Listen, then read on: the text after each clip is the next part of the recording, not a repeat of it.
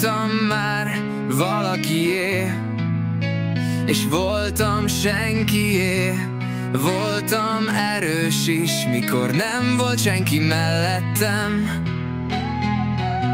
Munkába temetkeztem, zenébe menekültem, nevettem a barátaimmal, de néha csak azt is tettem, mert voltak esték, mikor nem volt más, csak a négy fal és a csend, ami rám szakadt. Bújtam volna hozzád, bárki is lettél volna, csak osszam meg veled, amit nem tudtam szavakba önteni. De tudtam, ha nem keresem, majd rám talál. Nem hányszolom, nem kérem, ha jön, hát jön magától talán. És bár sírtam néha hangtalan, mégis hittem benne, hogy nem maradok örökre egyedül magamban.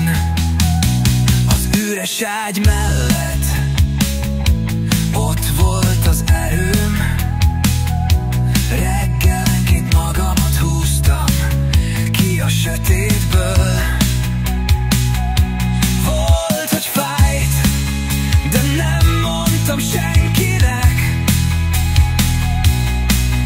csak a párnám hallgatta végig a könnyeimet. És mégis mentem tovább, minden nap új harc, mosoly mögé rejtve, amit senki sem lát. De a szívem mindig suttogta halkan, akit keresel, az akkor jön, mikor nem várod azt.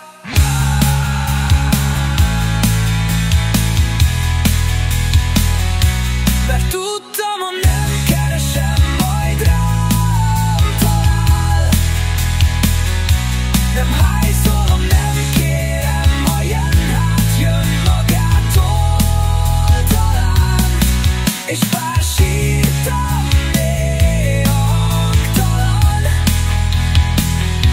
mégis hittem benne, hogy nem maradok örökre egyedül magamban. Nem kell mindig tájs, hogy egész legyél, de ha jön valaki, jó, ha őszintén kér, addig is vagyok, és ez is elég. Mert ha nem keresem, akkor is rám talál, aki tényleg megért.